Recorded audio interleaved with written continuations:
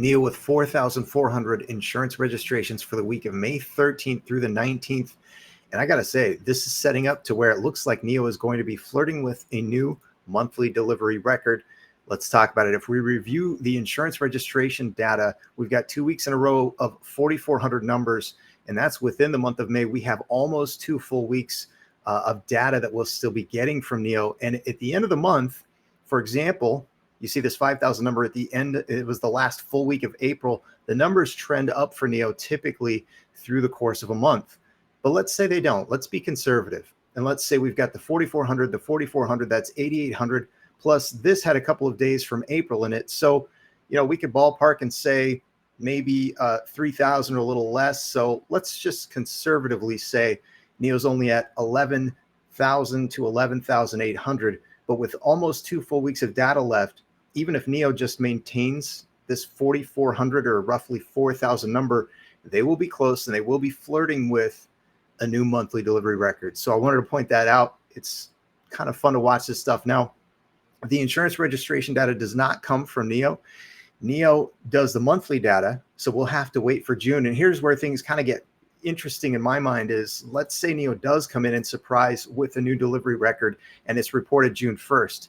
And then let's say that NIO doesn't do their earnings until June 5th, which is kind of the guesstimate that I'm looking at. The last couple earnings that they've done have both been on the 5th. That would be, I think, the middle of a week in June. So it makes sense that they might do that. If that's the case, I still believe that shorts are heavily involved and in play and to a degree controlling the stock price action for NIO. Will they be surprised?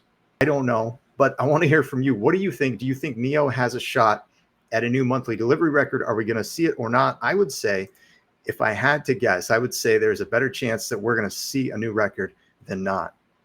But what I'm also wondering moving forward is into June and July, if NIO can maintain these types of numbers, because the 4,400 achieved back-to-back weeks really early in a month is very positive for NIO. Over the last, I've been tracking the data on the weekly since late 2022, so I've been watching it for a while.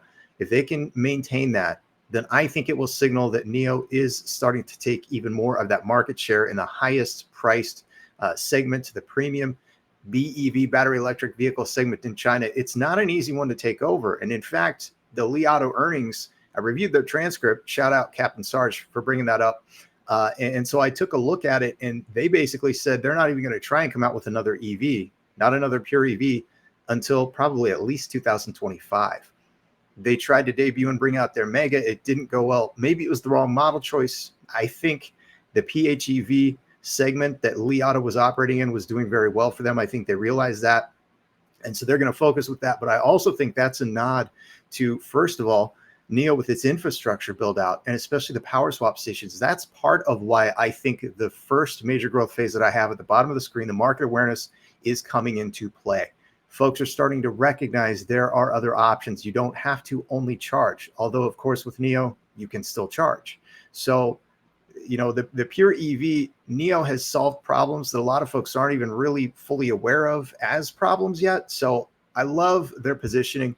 I love that they're going to be debuting the L60 and coming out with deliveries and have a good head start with the mass market for the first battery swappable model. We've got a lot of excitement ahead. I don't necessarily expect or think that the L60, the Envo brand, is going to cannibalize sales from NIO, because the high-end premium segment, that piece of the market, is not even 20% over to EV. In other words, there are a lot more sales to be taken.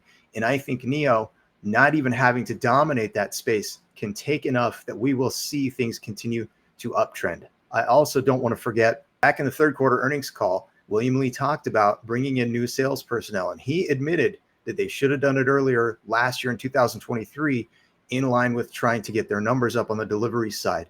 And if I recall correctly, some of these folks used to work for the German brands that NIO is looking to take that market share from. So if they already have existing customers / contacts who they can tap into, we may see those brands lose sales to NIO. I won't be surprised if or when we see it happen.